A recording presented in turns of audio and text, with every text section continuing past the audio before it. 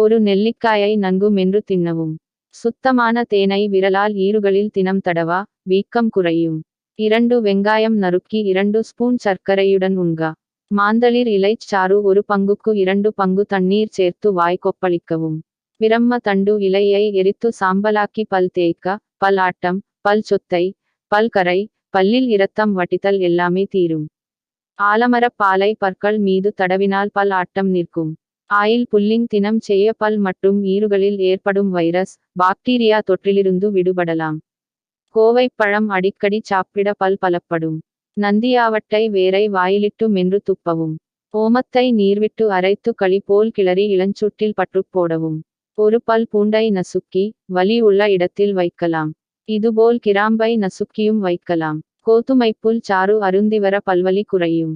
நெல்லிக்காய், பால், வெண்ணெய் போன்ற கால்சியம் மிகுந்த உணவு வகைகளை மிகுதியும் சேர்த்து கொள்ளவும். இஞ்சிச்சாறை இலேசாக சூட்டாக்கி வாய் கொப்பளிக்கவும். நெல்லிக்காய் கடுக்காய் தாண்டிக்காய் சேர்ந்த திரிபலா பொடியை கொண்டு பல்விளக்கலாம்.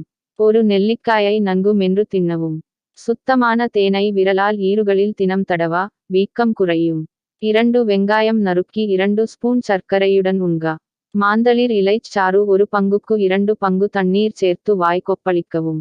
பிரம்ம தண்டு இலையை எரித்து சாம்பலாக்கி பல் தேய்க்க, பல் ஆட்டம், பல் சொத்தை, பல் கரை, பல்லில் இரத்தம் வடிதல் எல்லாமே தீரும்.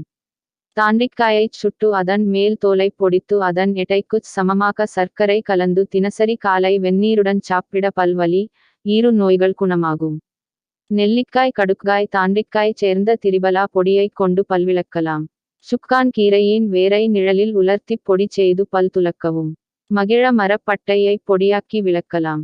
வாகை மரப்பட்டையை எரித்து பொடித்து பல் துலக்க ஈறு நோய் மற்றும் பல் வலி குணமாகும்.